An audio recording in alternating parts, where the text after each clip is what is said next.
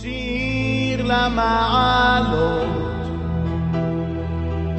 אשא עיניי אל ההרים, מאין יבוא עזרי.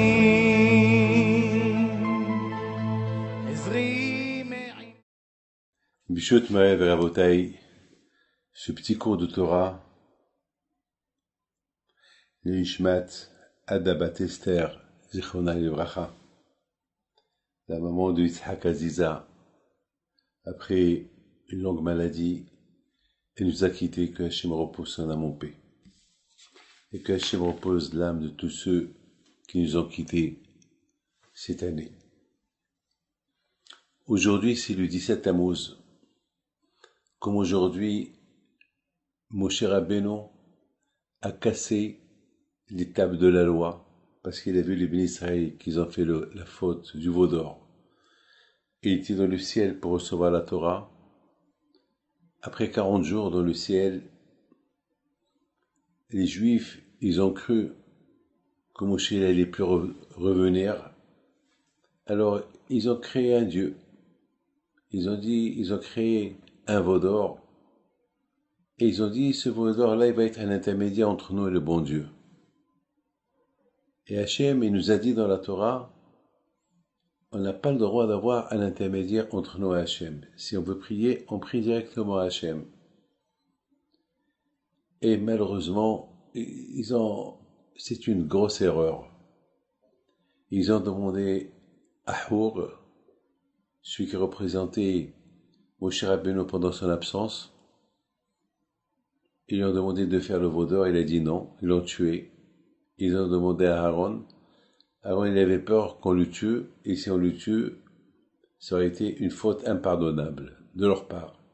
Alors il leur a dit, apportez-moi des bijoux de vos femmes, parce qu'on sait que les femmes, ils tiennent beaucoup à leurs bijoux, peut-être donc ça va tarder, et Moshe Rabbeinu va venir. Mais malheureusement, les hommes, ils étaient des sauvages. Ils ont déchiré, arraché de leurs femmes des bijoux, de l'or, des boucles. Et ils ont apporté les bijoux à Aaron. Et malheureusement, il y avait là-bas des sorciers. Et ils avaient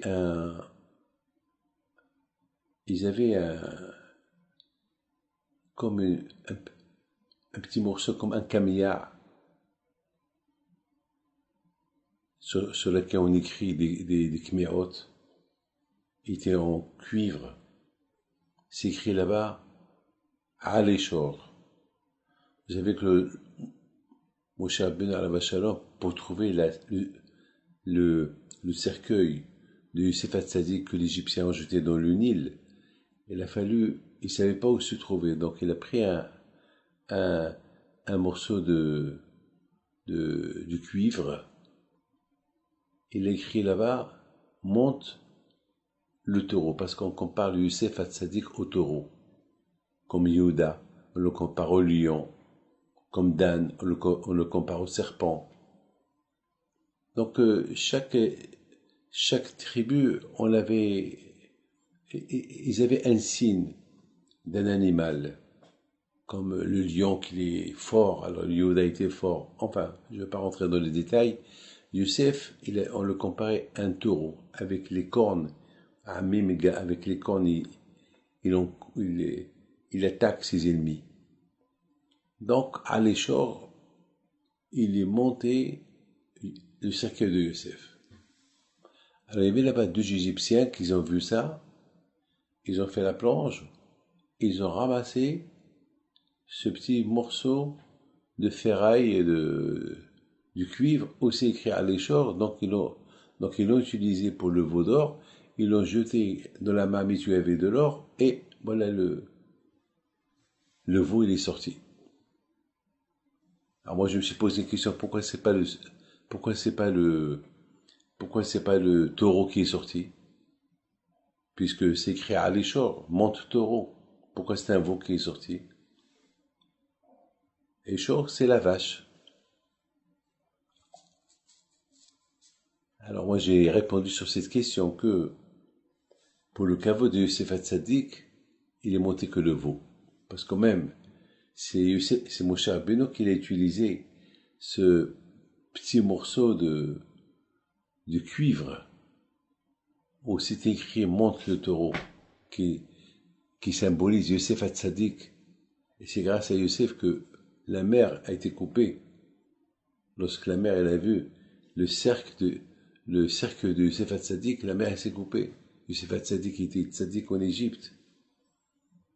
Il n'a pas fauté avec la femme mariée, la femme de Potiphar, qui a tendu des pièges pour qu'il faute avec elle, il n'a pas fauté.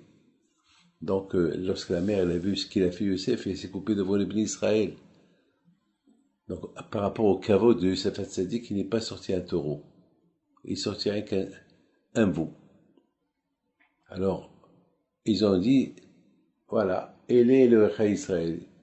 Ils ont dit, voilà ton Dieu qui t'a libéré de l'Égypte. Alors moi, je me suis posé encore une question. Comment est-ce possible de dire à un veau, c'est toi qui nous as fait quitter l'Égypte? Alors j'ai une très belle réponse que j'ai pensée ce matin. Étant donné que les Juifs, ils ont vu que c'est avec le petit morceau de cuivre où c'est écrit monte, où c'est écrit Aléchor, et ce petit morceau-là qu'il a fait ce que le cercueil de Yosef Hatzadik monte de l'eau à la surface, et l'eau a été coupée grâce à Yosef Hatzadik. Alors, ils ont dit, ah ben, si on a échappé à l'Égypte, si on a échappé à Paro qui était derrière nous, c'est grâce à Yosef. Parce que la mère, elle n'a pas voulu se couper devant Moshe Rabbeinu. Elle s'est coupée devant Moshe Rabbeinu uniquement lorsqu'elle a vu que la mère, elle s'est coupée devant Moshe Rabbeinu Israël lorsqu'elle a vu le cercueil de Yosef. Donc, ils ont dit, c'est toi notre Dieu qui nous a libérés de l'Égypte. C'est la folie, ça. Kadosh leur a fait un service, Yosef Hatzadik leur a fait un service, et eux, ils ont rendu le petit stèle là, le petit morceau de cuivre, aussi écrit Aléchor, ils l'ont rendu un Dieu. Donc maintenant, on comprend très bien pourquoi Kadosh Baruch Hu, il n'a pas voulu que c'est un taureau qui sort, et il est sorti rien qu'un veau. Par rapport au caveau de Yosef Hatzadik, à l'honneur de Yosef Hatzadik, pour ne pas que Yosef Hatzadik, dans l'autre monde, ils vont dire, regarde, toi qui es le symbole du taureau, que tu encornes tes ennemis avec tes cornes, voilà, eux, ils t'ont rendu un Dieu. Donc c'est un veau qui est sorti. Alors, lorsque les bénis Israël, ils ont fait le veau d'or, Moshe Rabbeinu, il arrive avec l'étape de la loi. Lorsqu'il a vu l'étape de la loi, il les voit dans ses mains pour les donner aux Juifs. Et voilà, il voit le veau d'or. Il leur dit quoi? Je vais leur donner l'étape de la loi. Dans l'étape de la loi, c'est écrit, c'est moi ton Dieu qui t'a libéré de l'Égypte. Il ne faut pas avoir une idolâtrie devant moi. Et eux, ils ont fait l'idolâtrie. Et je vais leur donner ça. Ça ne va pas plaire à Dieu. C'est une contradiction. Qu'est-ce que je vais leur donner? Je vais leur donner... C'est comme si quelqu'un est en train de manger du taref et je lui apporte du kasher. Mais il est en train de manger du taref. C'est une contradiction. Ça marche pas. Ce kasher-là, donne-le à un autre qui l'a pas mangé. Celui-là, il est en train de manger du taref. Qu'est-ce que tu vas lui donner? C'est pour ça que Moshe Rabbeinu, il l'a pas donné à la Torah. Il a dit, ceux-là, ils ont faudé. Du contraire, c'est un mélange.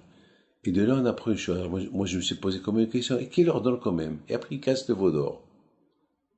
Alors moi, j'ai réfléchi, j'ai dit comme ça. Écoutez bien ce que je vais vous dire. On peut pas et manger le taref et manger le kasher. On peut pas. C'est une contradiction. C'est une leçon que Moshe Rabbeinu nous a appris. Vous voulez manger le taref? Vous voulez faire l'idolâtrie? Alors, allez-y, je ne vous donne pas la Torah. Et c'est pour ça que Moshe Rabbeinu, il a cassé l'étape de la loi. Il a voulu leur montrer, on ne peut pas jongler sur deux marches. On ne peut pas être sur deux escaliers, une bas et une haute. Il faut choisir où tu es, à quel niveau tu es. Comme on ne peut pas être riche et pauvre, eh ben, on peut pas aussi, comme on ne peut pas avoir deux femmes, on ne peut pas aimer Dieu et aimer autre chose d'autre. Il faut choisir. On ne peut pas être vivant et mourir. Celui qui est mort, il est mort. Et celui qui est vivant, il est vivant. Ça n'existe pas. Imaginez-vous quelqu'un, vous rentrez au cimetière, vous voyez les gens, les morts, en train de se promener à côté de leur tombe. Ça vous effraie, c'est pas logique. Il peut pas avoir la nuit et le jour. Il peut pas avoir le soleil et la lune, les deux ensemble. On peut pas. Il faut choisir quel chemin prendre. Ou tu es juif, ou tu n'es pas juif. Ou tu es juif, tu suis la Torah. Ou tu ne sais pas, tu ne sais pas. Mais si tu sais, tu ne peux pas faire le contraire. Et tu dis, je crois. Je sais que cette femme, Zechrona Lebracha, sur laquelle on fait ce Dvar Torah, Ada Bat Esther, Zechrona Lebracha, c'est une femme qui était croyante. Et d'ailleurs, on peut voir ça sur ses enfants. L'aïmouna que ses enfants, ils ont, en Dieu. Et sa famille. Donc, mes amis, c'est la raison pourquoi aujourd'hui, c'est le 17 Tammuz. Aujourd'hui, on jeûne, et il y a beaucoup de raisons pourquoi on jeûne. Mais l'une des raisons pourquoi on jeûne, c'est parce que mon cher Rabbeinu, lorsqu'il est descendu du ciel avec les tables de la loi, il a vu les bénis Israël qu'ils ont fait le veau d'or. Donc, il a pris les tables de la loi, il a donné une leçon aux Juifs. On ne peut pas jongler sur et dire c'est l'idolâtrie qui nous a libérés de l'Égypte, et dans la Torah c'est écrit c'est Hachem qui vous a libérés de l'Égypte. Donc il les a cassés. Et Hachem lui a dit je suis fier de toi, t'as bien fait. Donc vous savez mes amis que finalement que tout le peuple juif est né au mont Sinaï. Notre naissance à nous, spirituelle, c'était au mont Sinaï. On est d'origine d'Égypte, c'est là-bas où on est né, et c'est là-bas qu'on est sorti, et c'est là-bas que le bon Dieu nous a montré sa force, mais c'est dans le mont Sinaï que on s'est converti au judaïsme avec la Torah, et on a reçu la Torah, on a découvert Hachem, et Hachem nous a déclaré son amour, à tel point que mon cher Rabbeinu, que Shlomo HaMelech, il dit, Nafshi atza bidabero, au moment que Hachem, il nous a donné la Torah, on est tous morts. On est tous morts. Lorsqu'on a écouté la voix d'Hachem, tout le peuple juif, il est mort pendant quelques secondes. Et tout de suite, la Torah, elle a prié pour nous, et hop, on a ressuscité.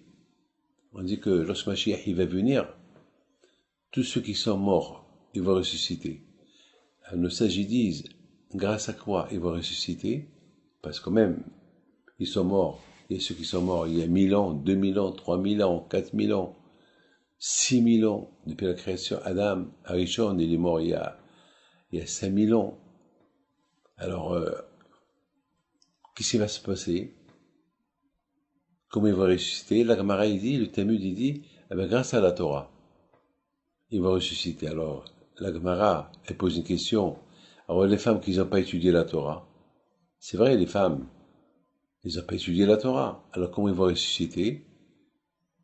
Alors, la Gemara répond, eh bien, les femmes, c'est vrai, ils n'ont pas étudié la Torah parce que ils n'ont pas porté les tefilines, bien sûr, parce que Mishum Shazman Gama, parce que les pauvres, ils n'ont pas le temps. Parce qu'ils s'occupent de l'éducation des enfants, ils s'occupent de la maison, ils s'occupent de leur mari.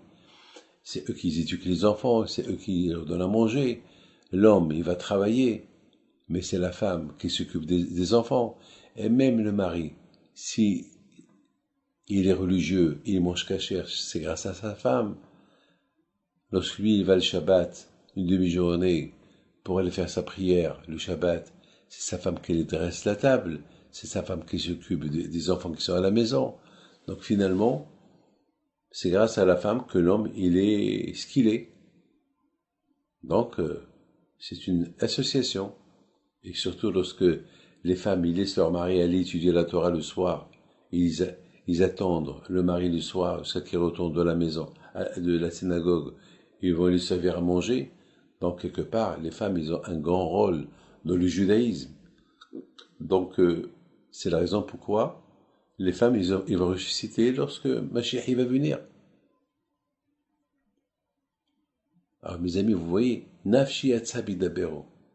De là, j'apprends que grâce à la Torah, que les bénis Israël vont ressusciter lorsque Mashiach va venir. C'est de là que j'apprends ça.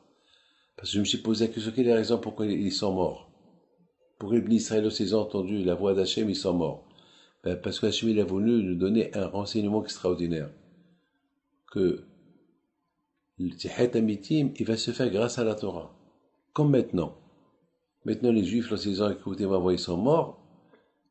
Et grâce à la Torah, ils ont ressuscité. Donc à la fin des temps, lorsque Mashiach il va venir, les morts, ils vont ressusciter grâce à la Torah.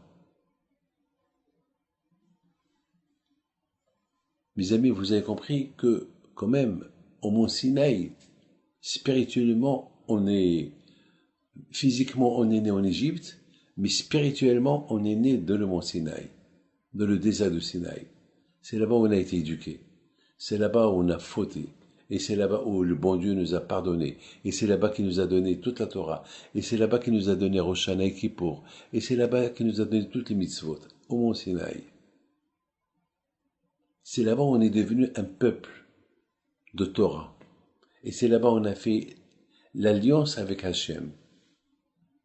Que lui ne quitte pas et nous on ne le quitte pas. Et notre alliance, quand un homme qui marie une femme, il lui donne une bague. Il dit, avec cette bague, tu deviens la mienne. Quand Baruch Hu, il a donné la Torah à Israël, il leur a dit, avec cette Torah, vous devenez la mienne. Donc, c'est comme si on est marié avec le bon Dieu par rapport à la Torah. Mais mes amis, c'est au mont Sinaï qu'ils ont fait le veau d'or, et comme aujourd'hui, le 17 Tammuz, Moshe Rabbeinu, il est descendu du ciel avec la Torah, il a cassé les 10 commandements, il a donné une grande leçon aux Juifs. On ne peut pas dire je crois en Dieu avec un intermédiaire, non. Hachem il veut qu'on l'aime direct. Hachem il veut qu'on prie direct.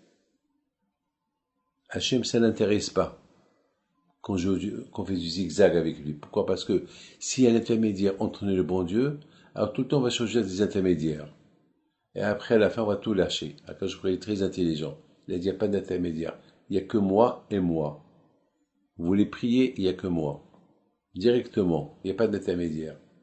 Parce que si on s'habitue à un intermédiaire, après ça y est, après on dérape. Un jour on va dire c'est celui-là, un jour on va dire c'est celui-là. Est-ce qu'on dit à quelqu'un papa s'il n'est pas ton papa? Est-ce que chaque jour si tu veux parler avec ton père, tu le parles par l'intermédiaire? Non, tu parles à ton père directement.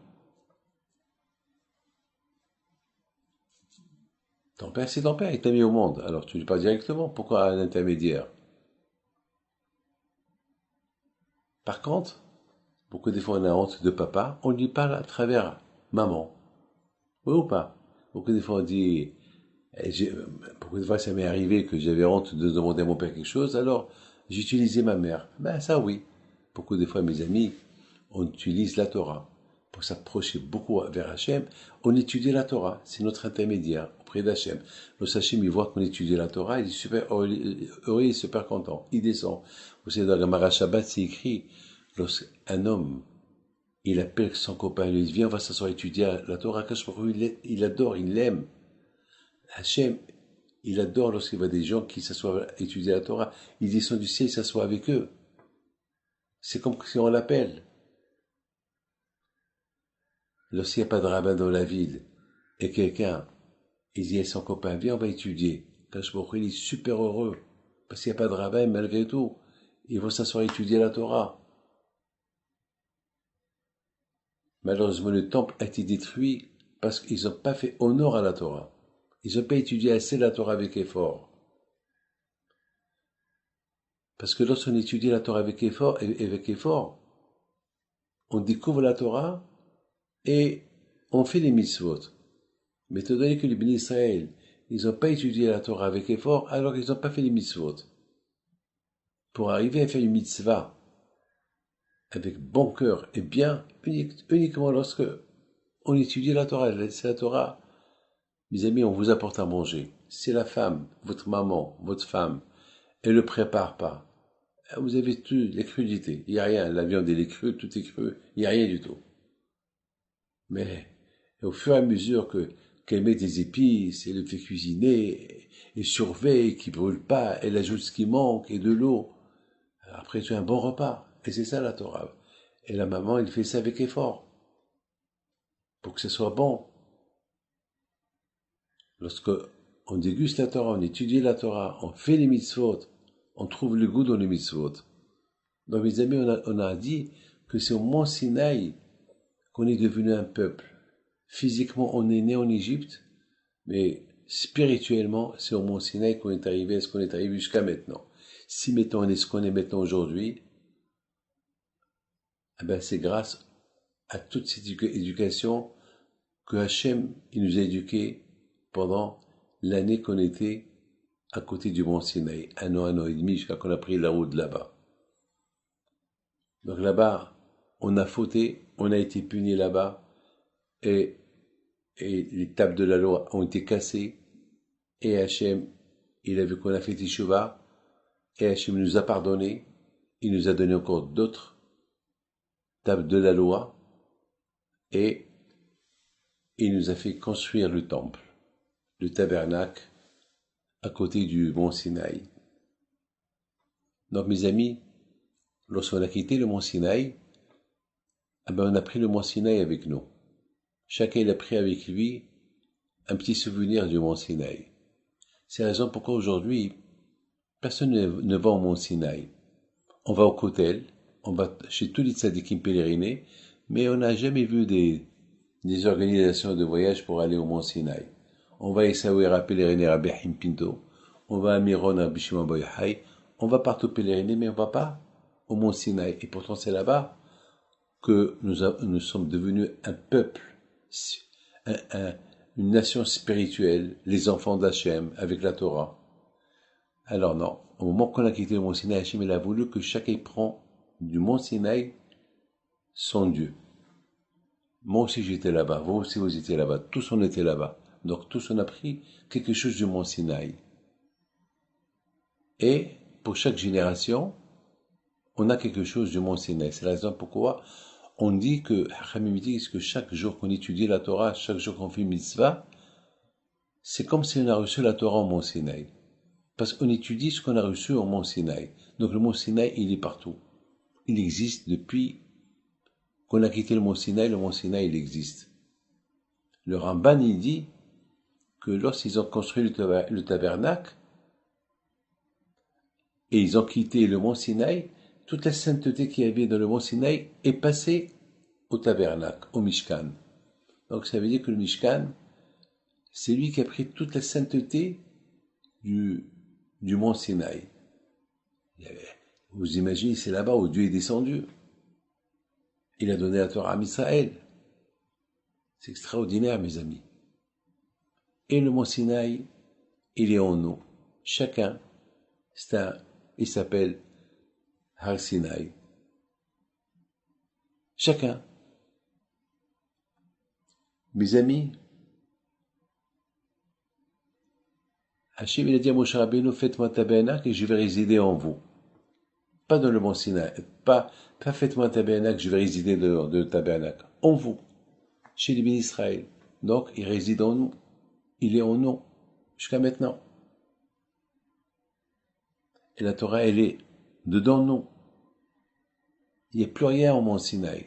Tout ce qui est, toute la sainteté qu'il y a au mont Sinaï, les Juifs, ils ont partagé jusqu'à la venue de Mashiach. Chaque Juif qui va naître de n'importe quelle génération, il était présent au moment qu'ils ont quitté le mont Sinaï et chacun a pris sa part.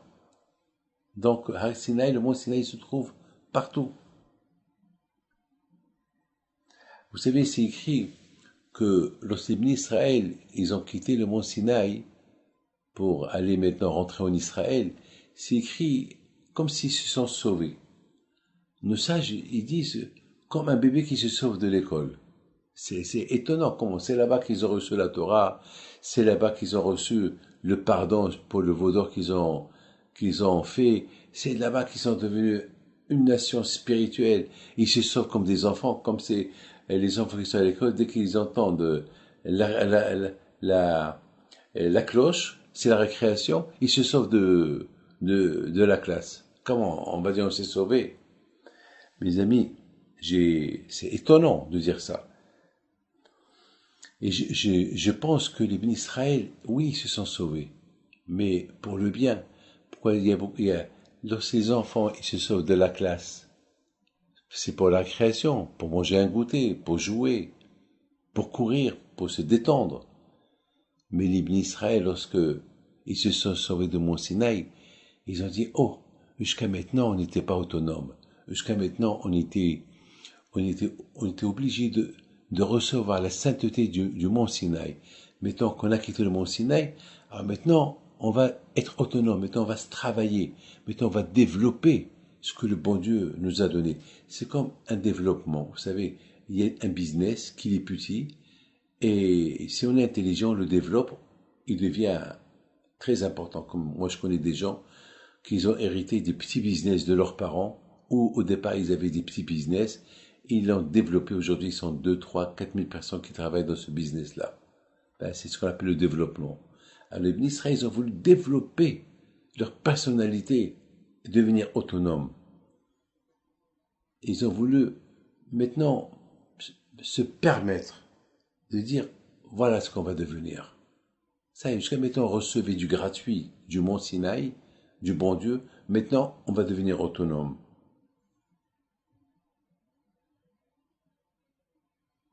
Mes amis, il y avait une fois un roi qui a demandé c'est une histoire qu'on raconte sur un grand sadique qui s'appelle le Sfat Emet, que lorsque son grand-père est mort, lui était jeune, donc il ne pouvait pas le remplacer. Donc les Hasidim, ils ont attendu à peu près quelques années, le fait un peu qu'il grandit, qu'il étudie, et après ils ont voulu le rendre le rabbin. Alors une fois qu'il a grandi, il avait 18 ans, ils l'ont rendu le Admour de Gour. Alors comment il s'appelle, il y avait des Hasidim qui n'étaient pas très contents parce qu'il était très jeune. Il y avait des Hasidim qui se rappelaient de son grand-père, était vieux, et lui il est jeune, il n'a pas fait un impact sur eux. Alors une fois il y avait un vieux, un Hassid, un vieux, il leur a dit, viens, je vous raconte une histoire. Il y avait une fois un roi qui a demandé